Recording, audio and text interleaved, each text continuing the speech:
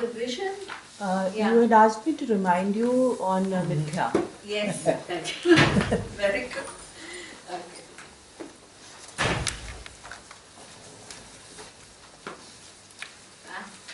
Okay. I will talk about it.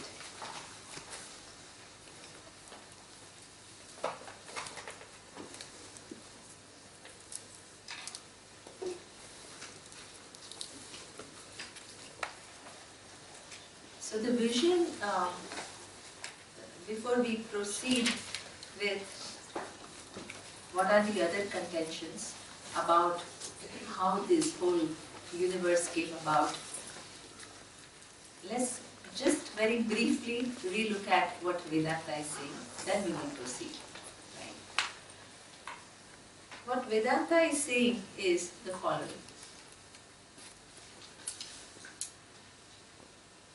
It starts with yourself. Whole Advaita Bhashya is what? There is a mix-up between Asmat and Yushmat Pratyaya. Yushmat refers to what? Entire universe. Asmat refers to what? I. And the mix-up is of the nature of what? Due to ignorance of what my real nature is, I take myself to be what? As good as the body, mind, sense complex. Actually, who I happen to be is not the body, mind, sense complex, but awareness, because of which all three are known by me. I'm not going to go in detail because all that is covered already. Okay. Now, this awareness is not something which is personal to you.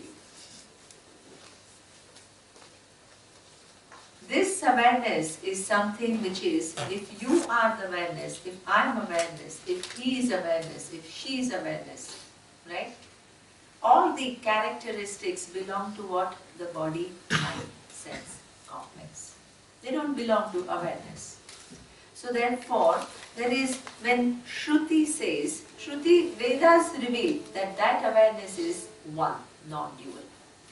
We have no argument to contradict it, because if I were to show that there are two awarenesses, I need to show you what? That this awareness has this characteristic and that awareness has another characteristic, and therefore there is two. Every characteristic belongs to what? Body, mind, senses. Which characteristic, if everything is taken away from awareness, which characteristic would you give to that awareness to distinguish it from what? Other awareness. So therefore, what Shruti says, please understand, we have to use Veda as a pramana. What Shruti says, that that awareness is one, remains uncontradicted. Because you have no logic to disprove it. Now, that awareness, which is self-evident to you, is not just some simple awareness hanging in the air. The second sutra reveals that awareness is what? Janmadhyasya yata. The entire universe, all the forms, come from that awareness, are sustained by that awareness, and resolve into that awareness. And that is something, the methodology through which this is shown to you is that of Satya Mithya methodology. It's not just a hanging loose sentence. Shruti shows you, look at any object. It is forms within forms, within forms, within forms. Ultimately, it is a concept. And the relationship between concept and awareness is, concept cannot exist without awareness. Awareness is independent of the concept. So therefore, and what applies to one object also applies to all the objects. And all the objects, not only in the present, in the past and in the future.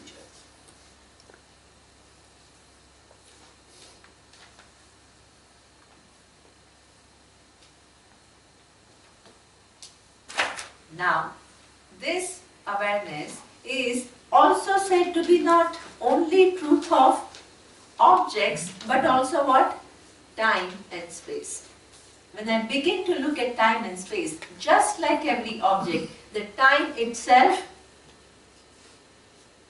units within units within units within units concept.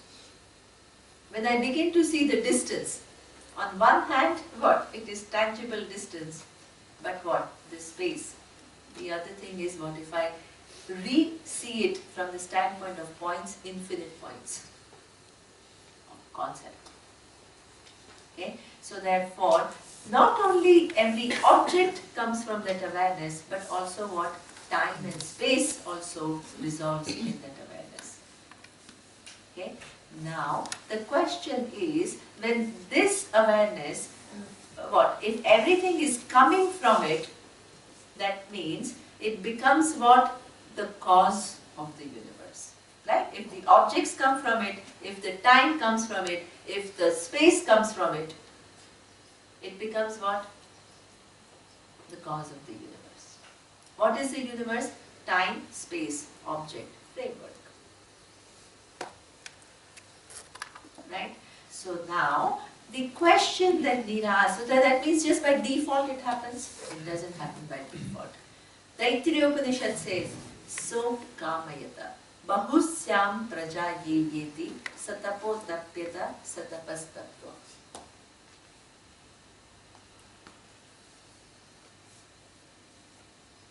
Okay?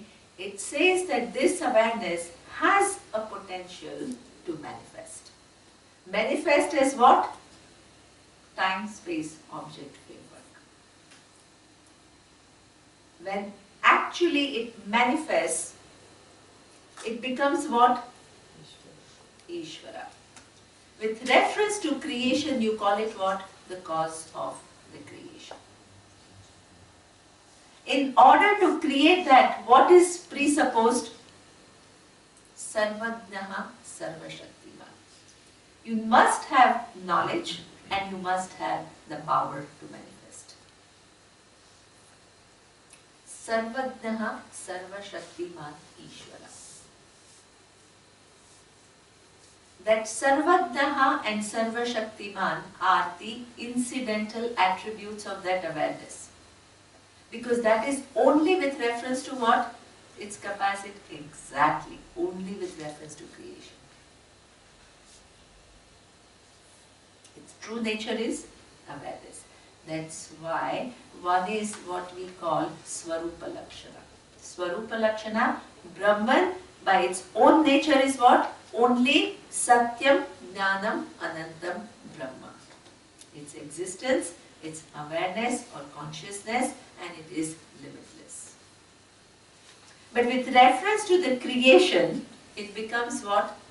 The all knowledge and all power, which then brings about this whole manifestation.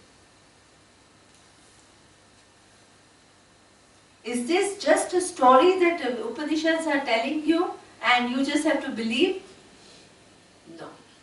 Begin to look at anything in this universe. We saw series of laws. They are manifestation of that intelligence. Look at the objects which are subject to those laws. Forms within forms within forms, what? All arranged by intelligence. Anything that you see in this universe right now, when you look a little bit carefully, it resolves into what? That intelligence. That intelligence is manifesting everywhere. Upanishads show you that. It's not a matter of belief. It's not that they are just giving you some story and you have to believe it. Use Upanishads to re-look at the universe and you will find what? All that is here is Isha. Isha is what? The all knowledge and all power. And what is the Swarupa of that Isha? Excellent. Awareness, which is what? Satyam, Jnanam, Anantam. Wonderful. Right? So now, this is and this power to manifest and unmanifest is cyclical in nature. So therefore, anything that you see in this creation, you can't answer the question when did it begin. It's anadi. Because, why? It's cyclical. Before this time and space and object framework came, which is what the scientists call Big Bang, there were many multiple cycles of creation before that. So this is not the beginning. This is beginning of one of the cycles. Now, how do you know that? How do you know that that vision is more accurate? Already there are some scientific theories which are looking into it, but we use a simple logic. We use a logic by saying that find a beginning of any given thing. What came first, father or son? Father was the son too. Exactly. You can't find the beginning. The father was a son, and that son was what came from another father, and you have no beginning, beginningless, anadi. Chicken and egg, which came first?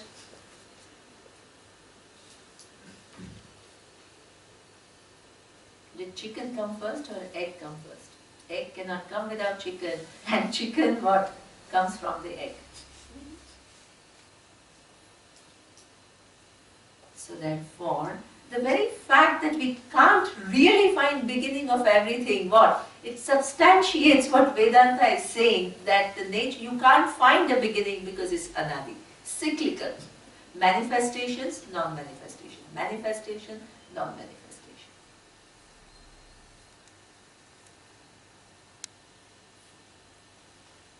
So therefore, this Ishvara, then why did Brahman why does Brahman have that potential to manifest? This is how the things are. And why does it then manifest as time, space and object? This is how it is. Right now, it is there or not? It is there. Time is there, space is there, objects are there. And when you look into the whole thing, you find what? Only intelligence. That itself is a proof.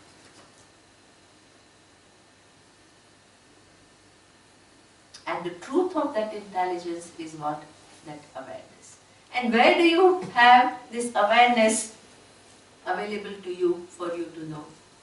It's hidden in your buddhi as self-evident I. If it was not available to you as self-evident I, Vedanta can never prove it to you. Because it's not available to you as one of the objects.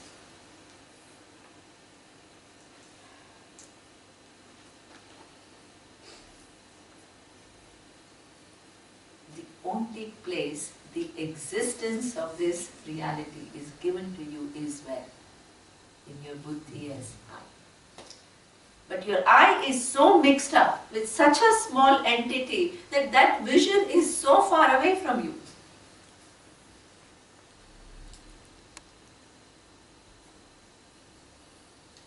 So therefore, this whole teaching has a methodology through which what? You can be put in touch with that reality and you can give up your wrong identification. That wrong identification, by the way, costs you all kinds of suffering, limitation, smallness, which you can't stand.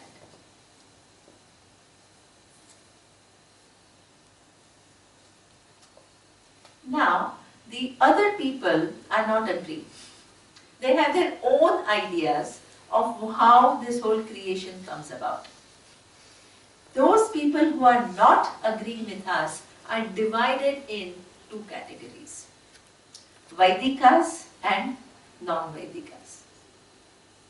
People who also accept Veda as a pramana, they look into Veda for solution of finding out what is the nature of I, what is the nature of the universe, because it's not something that you can get it through your normal perception and inference. Because your normal perception and inference works within what? Excellent.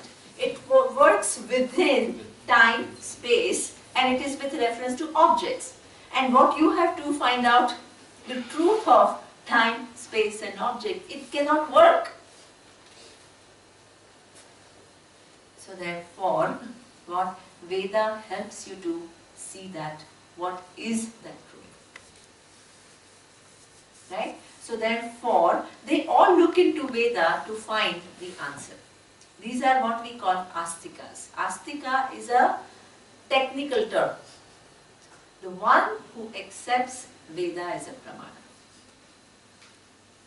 It is not whether you believe in God. The Astika in a colloquial term, it is meant as, right, the people who believe in God and people who don't believe in God. Here the division is not that. The division, Astika, technically means people who take Veda as a pramana. And nastikas are who? Free thinkers. They don't take Shastra as a pramana, they rely on their own thinking and they think that they will figure out. They are called nastikas.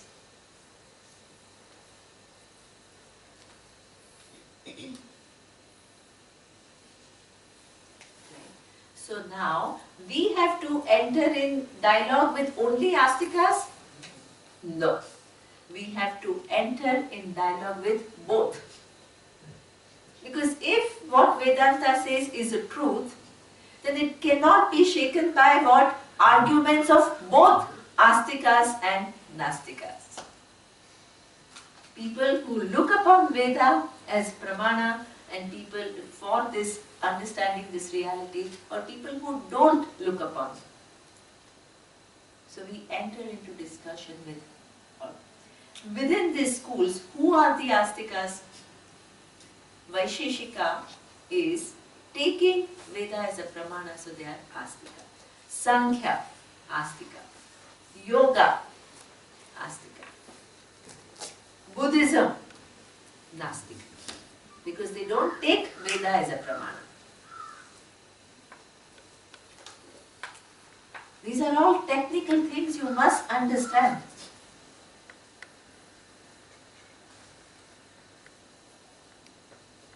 So therefore, we are not just kind of, saying that, so even those who are looking into Vedas, there is a discussion with them as to what exactly Veda is saying. It's not that those who accept Veda are all this special group of people. Even within those who accept the Veda, there is a big dialogue. Because they look at Veda and they have different conclusions as to what Veda is talking about.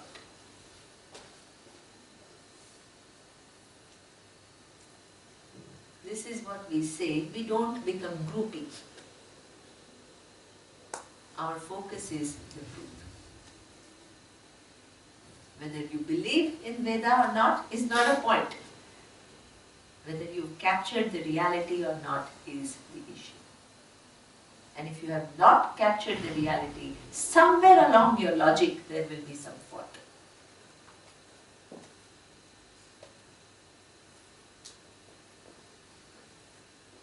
Right? So up to now we have seen Vaisheshika. Within Buddhism we have seen two schools of thought, Shunyavadi and Kshanika Vijnanavadi. Now the next one is Sankhya. Sankhya is a Vaidika. He looks into Veda to find what is the nature of reality. He has this understanding of reality. For them also there is a mix-up. What they say is, there are two things. One is Purusha and the other one is Pradhana. Two things. That's why it becomes what? Advaita. Excellent. What is, well, you must understand, we keep on using these terms Dvaita and Advaita, and nobody knows what it means.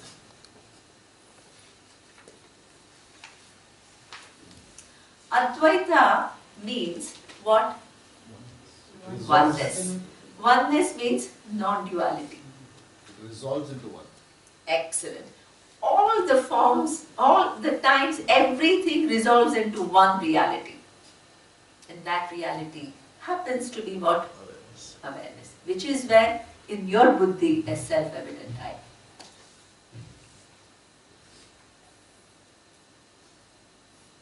Right? Advaita means what?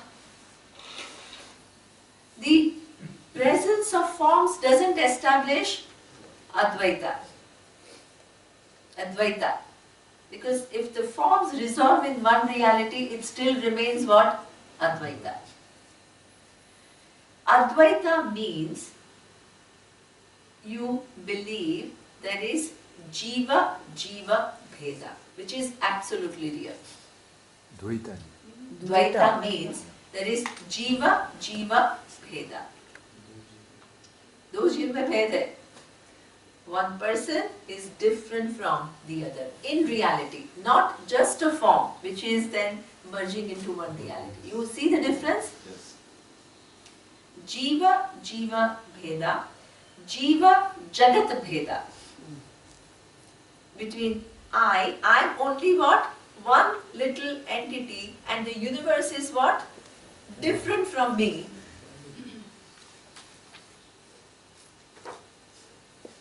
And I as an entity has to what? Live in this Jagat, which is how big? Huge. So that means my location is what? Minuscule, and the what I am not is what? Huge.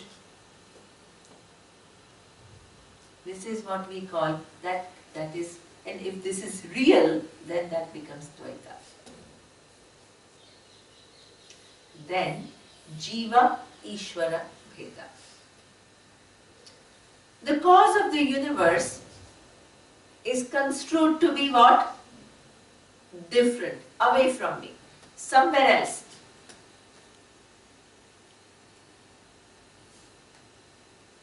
Somewhere else, and I'm just a puppet who's what?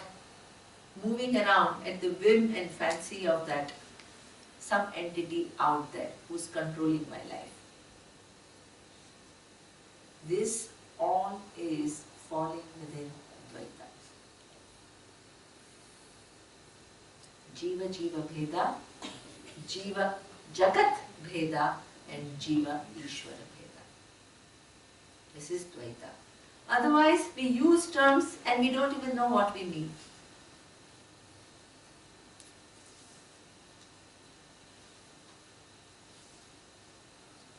Okay, so therefore, this is what, according to Sankhya, there are two things. One is what? Purusha, and the other one is Prakriti, Pradhana. That's why it becomes which school? Dvaita. Excellent. Dvaita, because they think there are two things.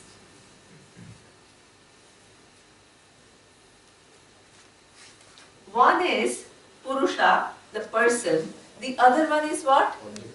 Objects. There are two things enjoying the same order of reality. So, according to them, the whole Jagat, which constitutes of object, it comes from a cause which is called Pradhana.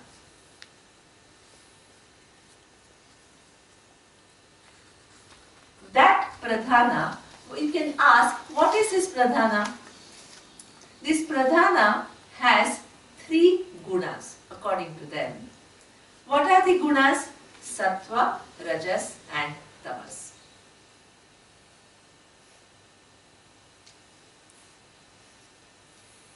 Now, before creation, what was there?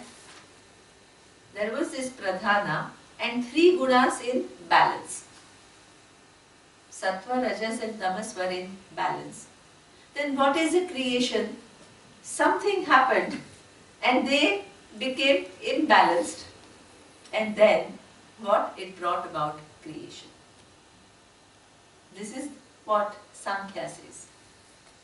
For them, the whole creation is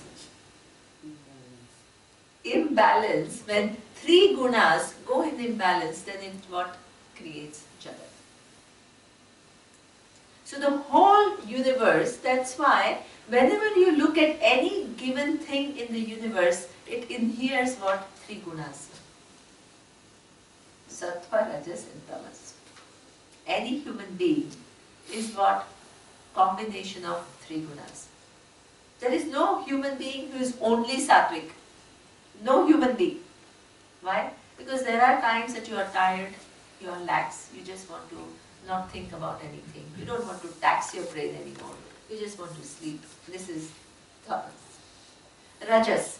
Everybody has what? Certain drive, certain ambition, certain thing of, conducting activities. All this is Rajas. And each one also has what? Sattva.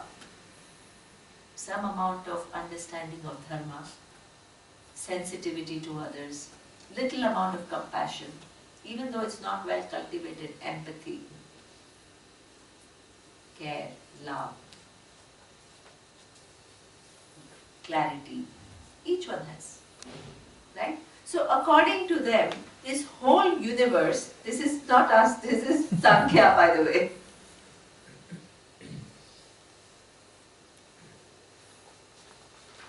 Right? So therefore, the whole creation is what? Coming from these three gunas which belong to where?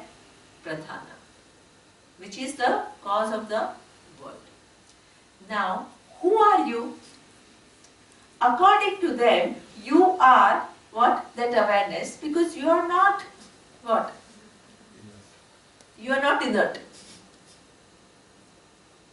So you are Purusha.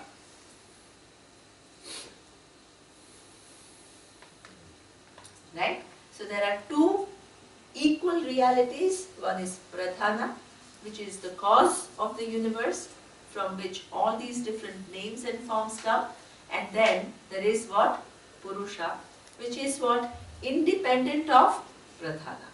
Two realities. Now, for them also there is a mix-up. What is a mix-up?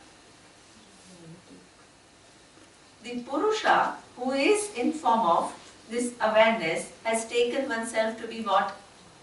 The body which is an object, which belongs to Pradhana. So the whole pursuit of knowledge, according to them, is what? Separate the object from the... Excellent. Good, Rajan. Very good. The whole pursuit for them is what? Separate what? The Purusha from Pradhana.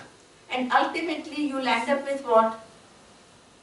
Two things. One is Purusha and the other one is Pradhana. When you undo the separation, undo the mix-up, you end up with two things. One is Purusha and one is Pradhana. Seems as though it is close to Vedanta.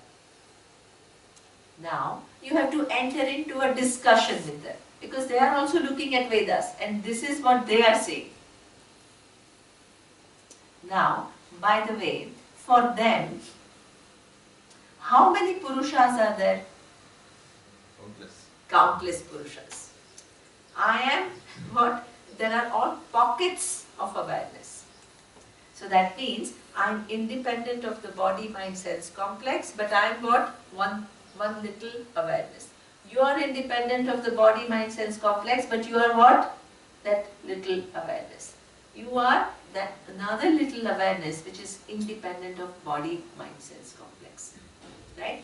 So for them, Jiva Jiva Bheda Each awareness is different from the other awareness. Jiva Jagat Veda. Why? Because that Purusha is different from Pradhana. And Ishvara figures nowhere in Sankhya philosophy. They just explain like that. So now we have to enter into discussion with them and see who has a more accurate picture of what the reality is. How would you even enter into a discussion with them? Think about it. Where would you start? You start with where both these came from. You start to resolve it below the levels which they started. This is like they are referring to Jiva and the material, the object, as two different. So when you try to break it down and go now, then it has to reach somewhere. You start from So the the gunas. start point is The missing. gunas, where have they come from? Excellent. Excellent. You start by where they are coming from and ask them. We don't start showing what we are saying. You start by from their standpoint. Right? What is this pradhana that you are talking about? Right? And what are these three gunas? Right? So that means they are within that pradhana. Now, for them, and that pradhana is totally inert, because Purusha is the conscious and pradhana is what? Inert. Then you can say something which is inert, totally inert. Right? How can what? Bring about consciousness. Exactly. First of all, it cannot bring about consciousness if it's totally inert. But totally inert thing also what? Cannot go in imbalance. Why? Because inert means it's inert. From balance going to imbalance requires what? Some kind of activity. And inert, by definition, is incapable of any activity. Right? So therefore, if something is totally inert, it cannot bring about this whole thing.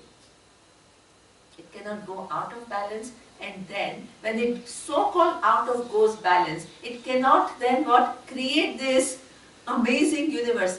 Inert thing and manifestation which is what? Exhibiting nothing but what?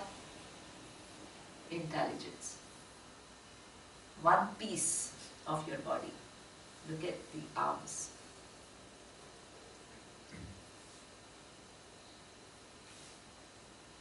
Water,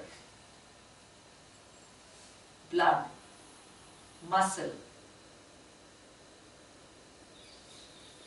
They're all, if they were totally inert and there was nothing, there was no intelligence, how will they even come together?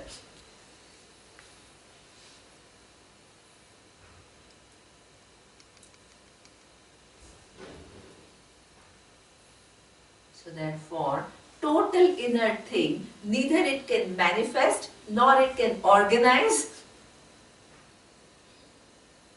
anything to become what? This meaningful universe. It's impossible.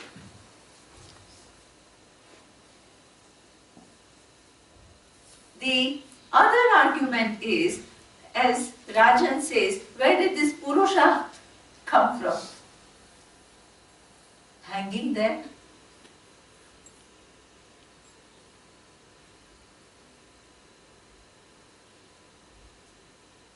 Right? And what proof do we have that there are many Purushas? What attribute will you give to one Purusha which is different from another Purusha, which is consciousness, to think that there are pockets of consciousness?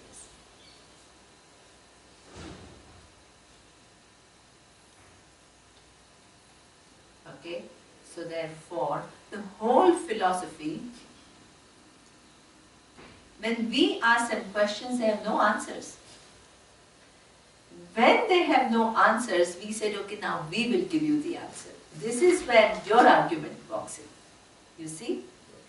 You got it? How the whole method, there is a method of engaging in a dialogue.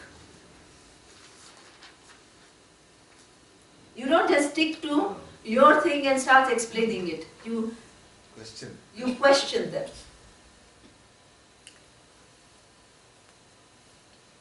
You start with what they are saying, question them.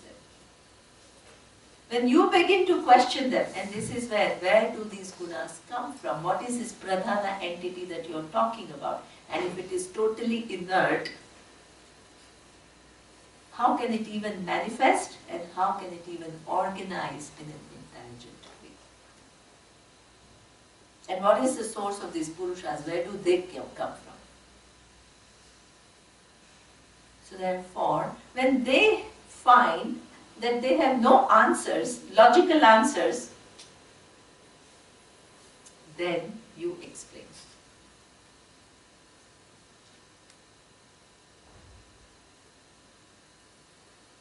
And what do you explain? What Rajan was saying. Right? That this whole universe, when I look into it, there is nothing inert about it. It's all intelligently put together. There is this intelligence which makes time manifest, space manifest, every organism within time and space, the way it is arranged, and its interaction with something else through series of laws, all exhibits intelligence.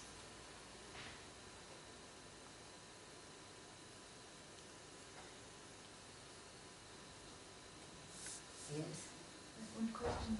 This for philosophers, they are not stupid. It's so obvious to me that this is intelligent. Yeah? I can't believe that their starting point is this. I mean, the starting point of many things are who that means, what you are saying is, what percentage of humanity sees the all-pervasive intelligence that is the only thing there in the creation. What percentage of humanity sees that? Yeah, but I mean, scientists see this, that there is all intelligence in it. I don't think that they believe in it. They don't talk about Ishvara or anything. No, not Ishvara, but they see that there are laws. Yeah, but then they stop at physical laws. They don't talk about law of dharma, karma. Their understanding is also very, very incomplete. I think we have spoken about it, what it means. For us, we don't know exactly Sankhya philosophy, but Sankhya is a very old and intelligent philosophy. And what we are getting here is a little bit a piece, let's say like this, superficial. We cannot, I don't know. So therefore, no. Sankhya is, until these days, the philosophy is working. Until these days. So therefore, there are many, many schools, and this is why, I mean, this is a basic premise. It is, right? Then you can study more and more, and they'll give you more and more and more and more detail. But we can't sit and study Sankhya for next 3 years. So therefore, we take some basic premise and we argue. This is how the whole thing is, right? But they all are different, they're speaking different, but they all are existing. What do you They mean? all the philosophies are existing. They are existing in some way or the other. Yeah. Correct. So Sankhya will also have their version looking at the Vedas and quote from the Vedas to prove their philosophy. So this is why, exactly. So this is why we have to enter into a discussion with them and show how they are looking into the Veda, which itself is not accurate. And why do we say that it's not accurate? Because it doesn't meet the logic. Because the Buddhisms have their own way.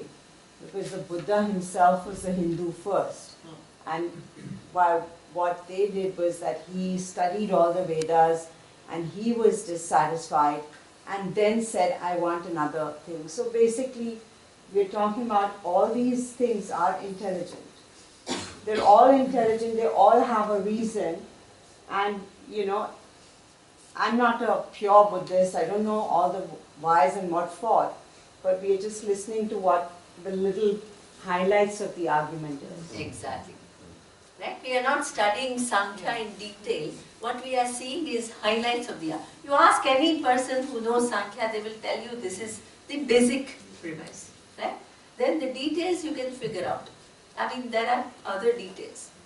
Yeah, but yeah, you're right. But like any person starts with an assumption which is wrong, the build it or not becomes the problem. Absolutely. The base point which you reach. If the base point is the starting assumption is wrong, then you build a very sophisticated model on that wrong starting point.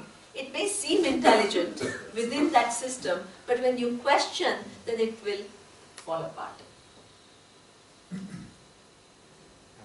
Let me ask a question. It's a little bit slightly drifted out of it. Let us assume if they had said, okay, that there is a Mahapurusha, okay, that's split into Purusha and Prakriti, what would we get?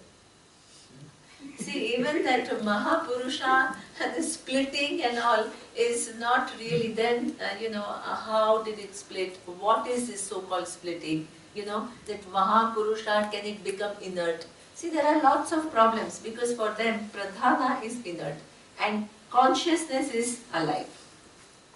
So if Mahapurusha became two, how can that one become totally inert? And also, technically, if it can become two, means that it is made of parts. Yeah, but Okay, so then if it is made of parts, it cannot be taken as limitless. Right? let us assume that they It's say not the whole. that the It's not intelligence rests There are in many with problems. Mahapurusha. So it will, I wouldn't like to use the word reflected, because that is another type of philosophy. Okay?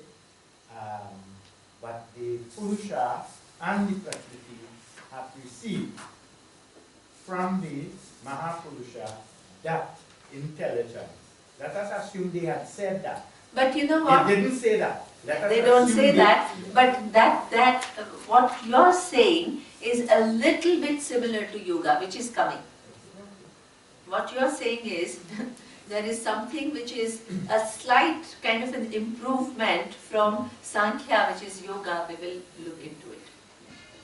One doubt which I had, Yes. did I take it wrong when you initially said that Purusha and Pradhana or Prakriti are two different Two things for different them? things for them. Did I hear anything of the nature that Purusha also came from Pradhana?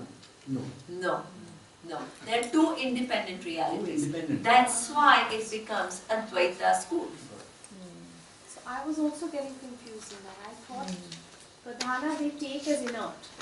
Yeah. And even I thought that Yeah, that's No. somewhere it, For them, two independent realities. These are two One is independent. Pradhana and the other one is Prakriti. And this Purusha. and from And Pradhana that's comes- why it becomes what? Dvaita. You see what I mean? Jiva Jiva Bhedaha. Jiva Jagat Bhedaha. Here what is it? Jiva Jagat Bhedaha. And they say from Pradhana comes All the inner Prakriti fits in where? No. Prakriti and Pradhana are the same? Prakriti and Pradhana are the same. They are two different names. Prakriti and Purusha. So Prakriti is what? Pradhana. And Purusha is, for them, Prakriti or Pradhana is what? Inert. And what has consciousness? Chetana. Purusha. That is Purusha is Chetana. Chetana. And there are many. And Purusha are many. Different Chetana. Right? And the entire universe is what? Pradhana, which is basically inert. Purusha is a person. And Purusha is a person, but how many, as many bodies as there are that many persons. But I presume that when they say Purusha, they also mean animals and living things? Yeah, exactly. Yeah. And Chetana is awareness. Chetana is awareness, but please understand what they are saying and what we are saying. If you mix up everything, you'll not understand anything. You'll have a new philosophy. You'll have a new philosophy. But they say that the gunas come from pradhana. Exactly. And that pradhana is inert. And we are saying where did the gunas come? I don't know what we are saying. Come on, let's move forward. I think we are reaching too much into that. Can I just quickly ask the difference between Chetna and Purusha? Sorry? Purusha, according to Sankhya, is Chetana. It's the same thing. It's a Chetana, but according to Vedanta, how many awarenesses are there? One. According to them, there are what? Many parts. As Each many jiva. individuals there are that many awarenesses. And the whole universe is what? Coming from Pradhana. Which is enlivened by Purusha? Or No, it is in The whole thing is then for them is come. They are two independent things. Please understand. Right? And then for them, what is the nature of mix-up? The nature of mix-up, they also say there is a mix-up. What is a mix-up? That awareness is taken to be what? There is a mix-up between Purusha and Pradhana. When you undo that mix-up, that is what? Knowledge for them. And what is their undoing that mix-up? That I understand that this body belongs to Prakriti or Pradhana? Purusha or Prakriti? Prakriti. They are also they are there, but they are stuck at the jiva level, and that's what they probably left it at. This body is awareness, or is it just jada, inert? Right? Yeah. That this brain is alive, this conscious or inert? Inert.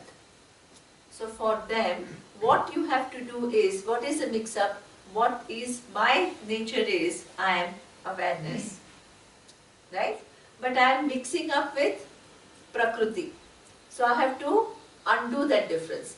Body belongs to Prakriti, mind belongs to Prakriti, right? And awareness belongs to where? Chetana.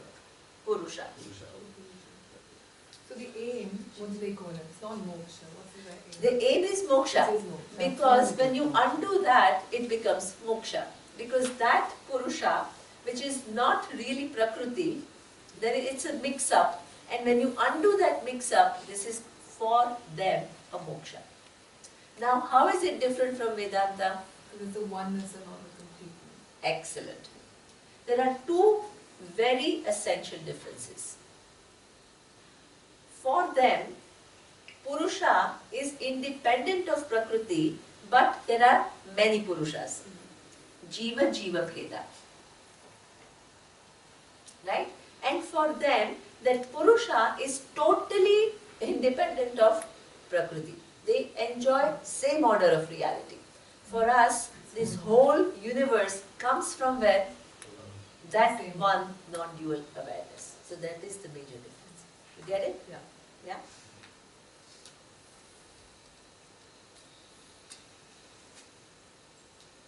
If you don't totally get it, don't worry. But you know, these people are not dumb people, as Yuta says. They are intelligent people.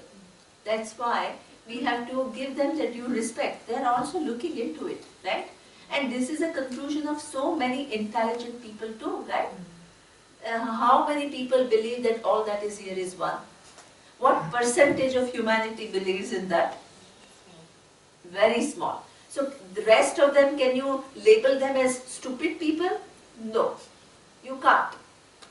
So don't enter into some kind of a simplistic thinking, right? These are very sophisticated arguments, and if we prove them whatever, not logically with a flaw, doesn't make them stupid. Don't have this condescending attitude towards them, because 99.9% of humanity believes or subscribes to any of these ways of looking at the world. How many see that all that is here is one, that there is no difference between I and Ishvara? What percentage of humanity? So don't say that, oh, it's all very easy to understand. If it was so easy to understand, everybody would be what? Living with this understanding. Don't go in the other direction either. Take this whole teaching and its beauty and give it its due. What it is making you see is not something ordinary. And don't say, yeah, this is all very obvious. If it was so obvious, 99.9% of humanity would not subscribe to an opinion which is other than that.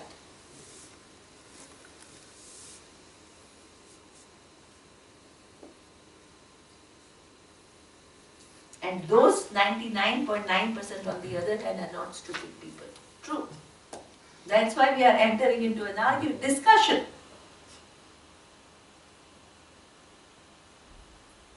These simplistic ideas, you have to take out when you study Shastra.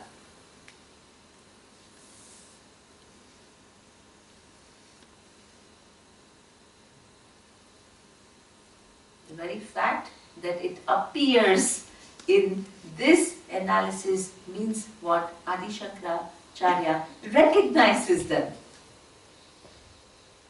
as scholars. Is a physicist going to enter into an argument with a primary school child who goes and says that I don't agree with your theory? He's not even going to start.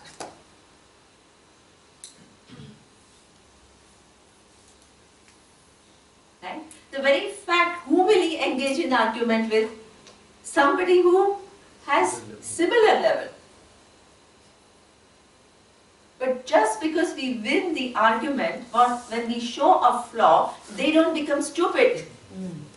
It's their interpretation of it. Exactly. But their interpretation is not accurate, therefore, logically it falls apart.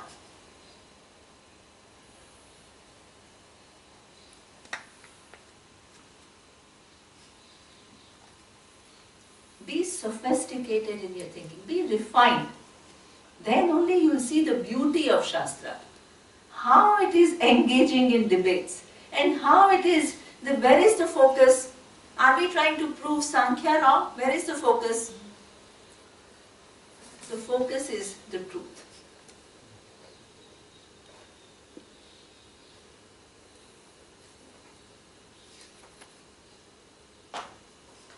The focus is the truth because any other way of looking at creation, cannot be totally supported by logic. What happens? What you have studied with Vedanta Shastra becomes what? Yeah, it becomes firmer and firmer. Because what it says, you examine it from what? Different standpoints, expose it to different contentions, and then what do you see? It remains uncontradictable. And others, even though it's very intelligent, it falls apart somewhere. Because it falls apart doesn't mean they are stupid people, they are unintelligent people. That is your assumption. That's not what Shastra says. If they thought they were stupid, they would not even enter into a discussion. Can I ask a question though on this? Yes. So, I understand what you're saying. Even in modern day, when you look at ISIS and how people are interpreting the Quran, the same word in two different ways, it still happens. But what I'm trying to understand here is that when you quoted to us so many of the Vedas, which so clearly say Ishvara, and you've been quoting that. So what do they say about that? They're using the Vedas. They're also using the Vedas. Yeah, they're also using the Vedas. So that's a very, very good question. So that means this is a very interesting question, Avni, because it's amazing. There is a text, and in that text, human mind is such that you will see what you want to see. That's why there is this whole big thing about what? Making your mind objective so that it can what? See the totality and not pick up the parts and make a story out of it. This is human nature. Even now, when I'm explicitly talking about Vedanta, each one takes that little information, which is what they think is relevant to their life. How much of what I'm saying is missed out?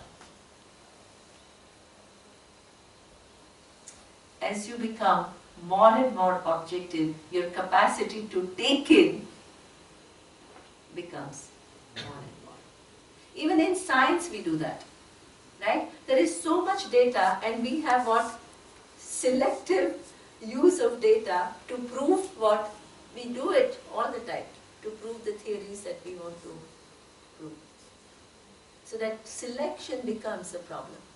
And that's why how do I know that my selective vision is right or wrong? The only way is what? By engaging in a logical debate. And then see, oh my God, there is something which is missing in what I have created as reality. Neema, is logic the only means to arrive at the knowledge of truth? I mean, for example, a poet like Kabir or something like that, or native people in harmony with nature, a painter like Van Gogh, can they not know truth in another way than logic? So this is why I'm keeping, I think if you have understood what I have said in Advaita Bhasyam, what did I say? That logic, did I ever say that this whole truth is arrived at through logic? The whole discussion was what? Your pratyaksha and anumana is not what? Is giving you access to objects. It is not giving you access to what? The truth. The nature of I, which is what? Which is because of which your other pramanas work. Please never, the next argument is this, so we will see that, right? We are never claiming that what? Logic is arriving at this truth. What are we saying? Vedanta Shastra, through Shabda, a Shabda is a pramana, is making me see this reality. But this reality, even if I intuitively, let's say somehow arrive at, if somebody questions me, I have no way of answering. This whole analysis, which is a methodology to make me see this reality, that it gives it a strength so that what I can engage in a debate with anybody who doesn't subscribe to this view, and I can show them what I'm saying, what cannot be contradicted logically. That's what gives it a strength. Otherwise, it just becomes some kind of an intuitive thing which who knows whether it's true or not. How many different intuitions we have, and who knows which one is right and which is not right.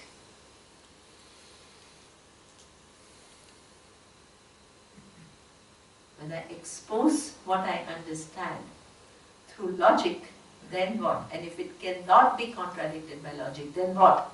It gets its strength. So there are two things we saw, if you remember. Pramana, Shabda Pramana have to meet two conditions. Anadigatatvam and Abhaditatvam. It has to show me something which other Pramanas cannot arrive at, and what it arrives at cannot be contradicted by other Pramanas. That's how the whole approach of this inquiry is. That's why you have to follow each part and put it all together. Otherwise, they are all independent parts. In the mind, it hasn't taken shape as one vision. Now, all this is secondary. Now, let's look at the Now, Sankhya, have you seen all sufficiently the problems? Very sufficiently? Wonderful. Now, there is another school which is yoga. Yoga is called Sa-Ishvara Sankhya. Because there is obviously, as Avni is saying, a problem with that, right? When you call Pradhana as something which is totally inert, all these questions of how did this something which is totally inert manifest? How did it organize itself into this intelligent universe? When you can't answer that question, there were others who tried to improve that. And they included what? Ishvara. To account for what puts it all together.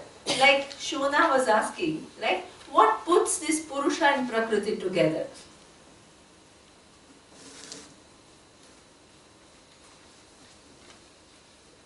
So that is what we call Yoga Sa-Ishvara Sankhya. Sankhya. The same Sankhya we referred to. Yeah, same Sankhya. The first word. Same Sankhya, when you add to that Purusha and Prakriti one more factor which is Ishvara Pradhana. becomes Pradhana. Exactly. That's Pradhana means that core which from which these two emanated. Absolutely. And this is a little bit like what he was saying about introduce one entity which is one I don't know what. Mahapurusha. Mahapurusha. But it's still Dvaita, is it? It is still Dvaita. Why is it still Dvaita? Because it still takes the Pradhana and Chetana separate. Wait. Sorry. Sorry, Khan, you had a question? No, it was only the first word. He wants a yoga, sir. Yoga is sa, Saha, saha. but that Saha in that thing, it becomes Sa-Ishvara Sankhya. So it retains Sankhya philosophy, but it adds what? Ishvara. And Sa, what does it mean? Saha means Saha With. Vartate. With. With. Sankhya with Ishvara. Sankhya with Ishvara becomes yoga.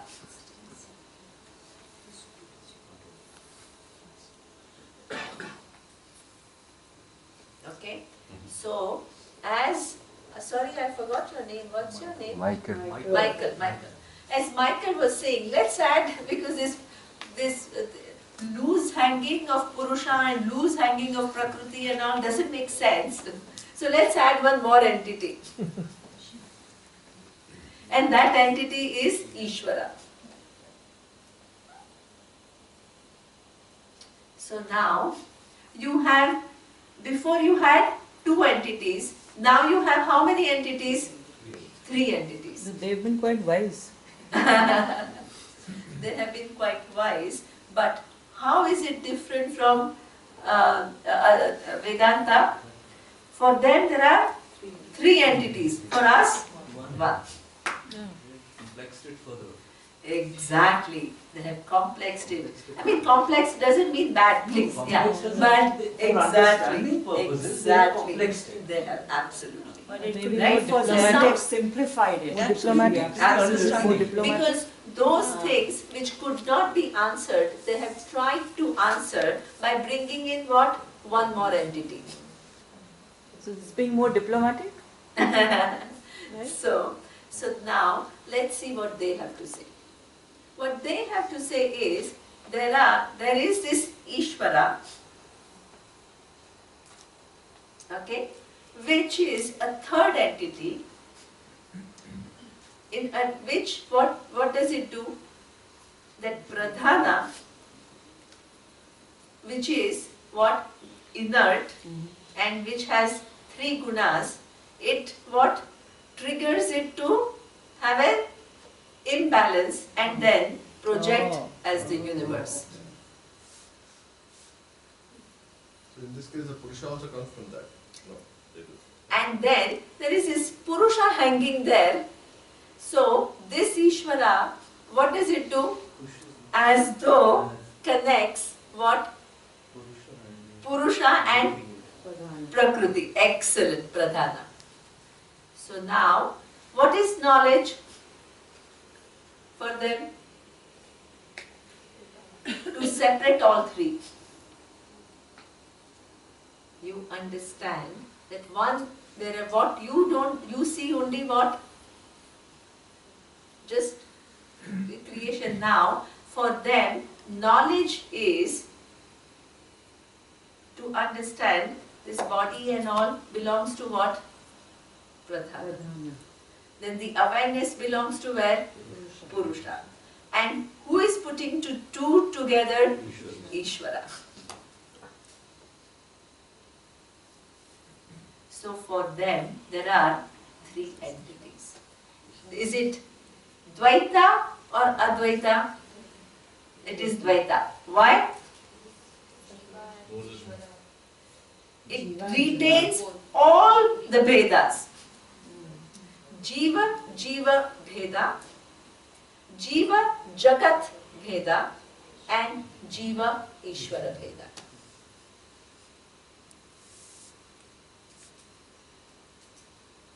They are not saying that Ishvara manifests into this. That's No, what that is not. This is why it is Dvaita school. But they are saying that the Purusha belongs to the Pradhana, is connected to the Pradhana. Are they trying to do that? That the Purusha... No. Ishvara, there are three categories. Yeah. One is Purusha, the awareness. The second one is what? The Pradhana, which is all this, which creates a Jagat, which is inert. This is conscious, this is inert. Right? And there is this Ishvara, which puts it all together. He is creating these two, but he still exists as an independent entity. No. Not like that. Say it again, please. No, I didn't say he manifests. If he creates, he still creates. So there is Purusha, there is Pradhana, and then there is Ishvara, which is what? Putting together what? Purusha and Pradhana to create this universe. Now, when you come into this universe, so that means Ishvara is a separate entity. It's like a potter and a pottery. Exactly. Two different things. Right? Now, you still, for them there is moksha. Please understand. Right? Because they are looking into Veda. Veda keeps on talking about moksha. So what is the nature of moksha for them? Going back to Ishvara. Is separating three, because three are all mixed up. So now you understand what? That this physical body belongs to what? Pradhana. This awareness which is there, Purusha. And who has put it all together? Ishvara. When I understand that, then what? There is clarity. This is knowledge, and that leads to moksha. Just as for my understanding, yoga means to reconnect. So the goal is not to separate in three different things. Yes. As I understand, So it's to reconnect. it is to reconnect in the sense that to that Ishvara, which is what? Putting everything together. Right? Because otherwise the individual doesn't even have the knowledge of that entity Ishvara. Right? So therefore, it is Ishvara which what connects every jiva and pradhana. So to reconnect to that source which arranges the whole universe. But yoga also sees, one second, that this Purusha is independent of pradhana, and there are two categories, two independent categories.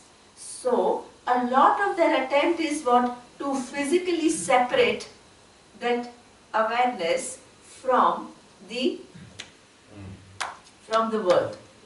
And this is why for them samadhi becomes extremely important. The experience of samadhi where you physically detach that awareness from the world, which is mixed up. That's why it is all experience based. Do they also say the awareness in each jiva is separate, or do Yeah, that also, that remains separate. So that's why each one has to separate, physically separate from what? Body, mind, sense complex. That's why in the experience of samadhi, what is it? You as though give up that connection with the body, mind, sense complex. Become the role of Ishvara, word of Ishvara, it brings them together. It brings them together, and you need to understand that there is this entity. Sorry? Still the intelligence behind creation in this school. See, that's what I'm saying, that for them, that they don't see, you can't keep on seeing them as the way we talk about it. With Vedic goggles, you can't see. Exactly. Yoga. With Dvaitic goggles, if you try to see what we are saying, there will be a confusion. So you are viewing now yoga with the goggles of Vedic. What we are studying. So that need not be done. Remove it. To see Sankhya or yoga, remove your aspects of Veda. But we are trying to ask what they see. I mean, if you are trying to see what they are trying to see, we also need to know what they think as Ishvara is. Yeah, but you have to see if we are doing the with their argument, view. that's what I think. Yeah.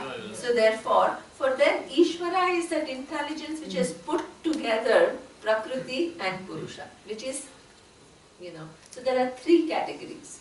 And where does the awareness go? Ishvara is also awareness. Purusha is also awareness. But they are not yet there for them. The awareness is that Purusha, which is what your individual, when you take out, right, when you take out yourself from the body and mind, for them there is one little awareness, that for them that is awareness. And then how many awarenesses there are? Millions. Millions. As many bodies as there are that many There is awarenesses. not one whole awareness. Exactly. And It's then- not one whole awareness from which comes the manifestation, which is Ishvara, and then within that manifestation all the different forms. This is what we are saying. Neema, but that awareness of theirs, I'm sorry to go back again, that awareness, that individual awareness, are they trying to connect with the Ishvara? Is that this- what they try to do? I mean, like they say, union with something. Yeah. Yoga is always a union. So Yeah. So therefore, as I said, even first knowing, see, there is a mix-up according to that, because do we live our life even knowing that I am this Purusha and this is Prakriti and there is some Ishvara which has joined us together? We don't even know. So for them there is a pursuit of knowledge. But what is the nature of that pursuit? Knowing all this, and then what is the conclusion? that there's a separate Ishvara. There is an Ishvara out there. Then there is me, who is what? This Purusha. Then there is another thing called Prakriti. So we also think now consciousness becomes very limited just to the Purusha. Exactly. So for them, the consciousness becomes limited, and the whole attempt of that little consciousness is to physically, because there are two separate entities, so physically remove it from this body. And in this school, Ishvara is the manifestation of what? Like in other school, either manifestation or awareness. In this case, So Ishvara is that which has put together Purusha and the Prakriti. he is not a Yes. manifestation of awareness. Ishvara. In this No, school. for them it is not that, no. They don't have the steps of Brahman becoming Ishvara. Exactly, excellent, excellent. They don't have, Surya, you want to I add? just want to add one thing. Remember, this is the yoga school as it was elaborated at the time of Shankaracharya. Yes. Okay? Yes. Since that time, there have been many developments of the yoga, let's say, philosophy, which has taken some aspects of Vedanta. Okay? And also the other way. Some of our, let's say, Vedanta since Shankaracharya has also incorporated dimension of yoga, and now some parts of some, let's say, Neo-Vedanta, modern Vedanta, are emphasizing this experience of samadhi as the way to understand your true nature. So you have to put all this into context. So don't try now with your current modern understanding of yoga, okay, which has all received so many influences, also of bhakti also, okay, and this relationship with Ishvara and so on. So it's difficult, let's say, when we are discussing here, come back to what Shankaracharya is saying at that time. Like the Buddhists, at that time there were these schools of Buddhism, and these are the precise arguments we are speaking about. Okay, don't bring here the Tibetan Buddhists as Dalai Lama is saying. This is not the point here. Okay? Okay, that now. I think the same question that they're asking with the samadhi is a oneness of your consciousness, or whatever the Purusha gets samadhi. Is there a union with the Ishvara? That's the That's all we're all passing the same. There is something which is there is something which is a savikalpaka samadhi, and then there is a nirvikalpaka samadhi. But where do they say that pradhana comes from? Yeah, I thought what I had said would contribute to posing the debate, but it's like... So this is why, you know... coming from here. Yeah, so good. So next time you go and anybody is exposing you to yoga philosophy, you ask all these questions. Because it's not... So here what actually... Because, see, what is very interesting in this whole thing is, in samadhi, what are they trying to do? They are trying to physically resolve what? The subject-object, you know, that duality. Because why? They think that there are two separate categories. One is Purusha and the other one is Prakriti. So now, what is the nature of mistake that we make? There is a mix-up. So now, you can physically remove the two. According to Vedanta, the relationship is that of Satya Mithya. Do you need to physically remove the cup to see all that is here is steel? You don't have to. You don't have to. Right? Because ultimately everything is woven into awareness. You don't need to remove objects to appreciate awareness. In that case, awareness belongs to Purusha and all the objects belong to Prakriti. So you need to physically separate the two. And that is what? Knowledge. Because they belong to two different categories, so they can be physically separated. And they experience that. And then that experience of physical separation of Purusha being independent of Prakriti is for them samadhi. And is moksha. And is moksha.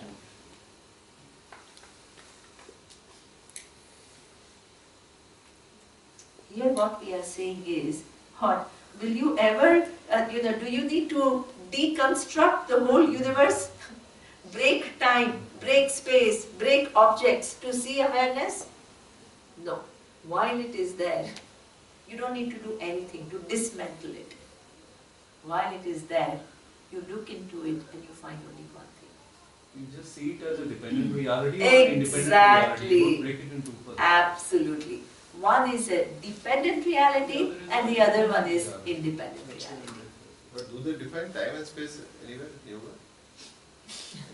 Now that I really, study that. you have to study because actually that you can, the study of Sankhya and yoga, I think somebody said it's an intricate, they are, but what is argued are some basic concepts and how they are not tenable. So once you understand the details, as you were saying, you have a wrong foundation, wrong assumption, and then you build a very detailed model of that. I don't need to study the whole detail. I look at the foundation. I can show you how the foundation itself is faulty, and then what? The building comes down. This is the approach.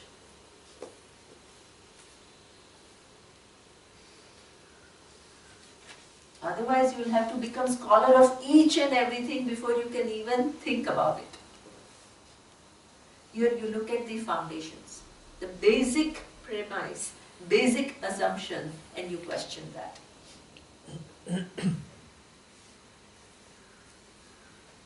Right?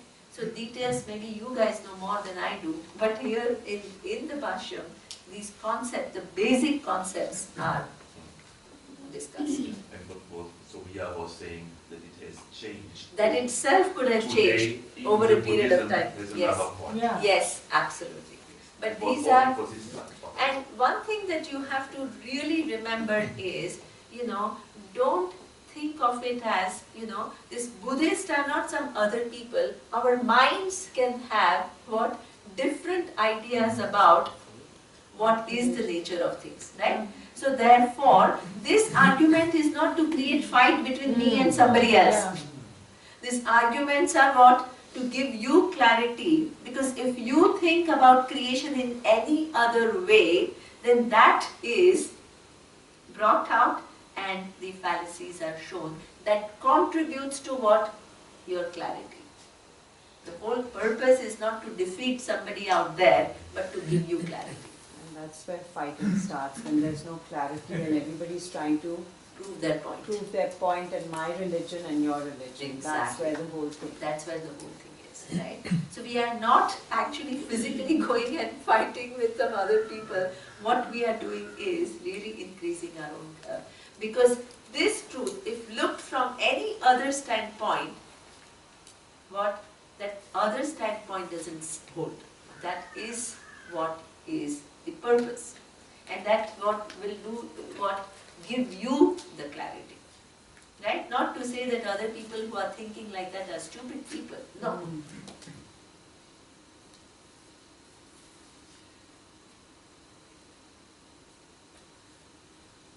Right? Knowledge means there has to be clarity. What is has to be captured accurately.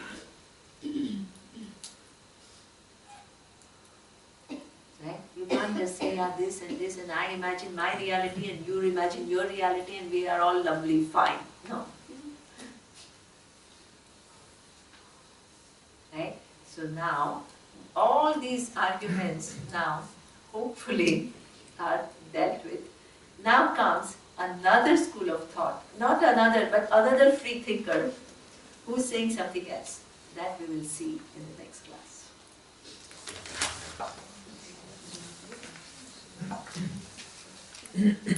Om Purnamadah Purnamidam Purnat Purnamudachyate Purnasya Purnamadaya Purnamevavashishyate. Om Shanti Shanti Shanti